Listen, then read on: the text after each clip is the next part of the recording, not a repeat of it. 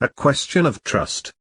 Written by Victor Canning. Victor Canning, the 16th of June 1911, the 21st of February 1986, was a prolific British writer of novels and thrillers who flourished in the 1950s, 1960s and 1970s.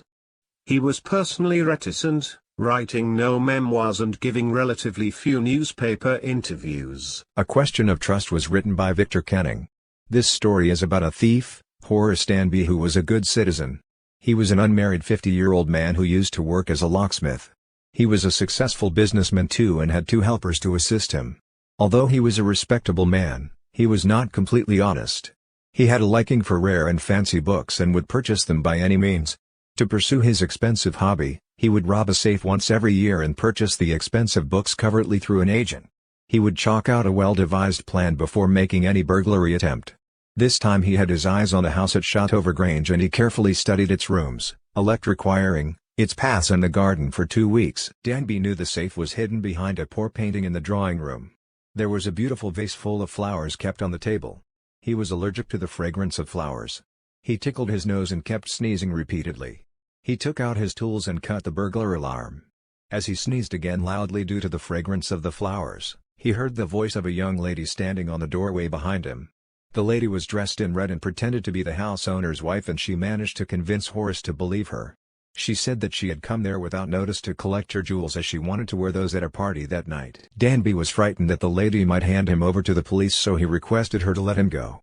She told him that she would allow him to leave only if he opened the safe for her, as she left all the jewels in it.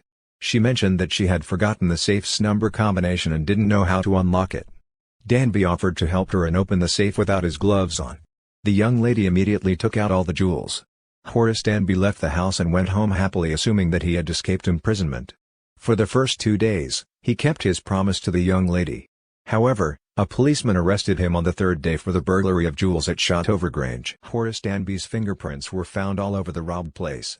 Later, he confessed to committing the crime in that he had opened the safe for the young lady in the house, but didn't steal the jewels inside. In reality, it so happened that the lady was also a thief and she convinced Horace to break open the safe for her. When he told this story to the police, no one believed him, since the owner's wife was a 60-year-old woman, not the one Danby mentioned in his statement.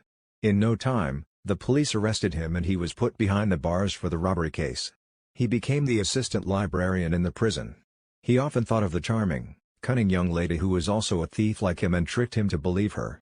Henceforth, whenever anyone mentioned honor among thieves, he would get very angry and upset. In the chapter, A Question of Trust focuses on the message for students that we should not trust anyone blindly without finding out the truth about that person.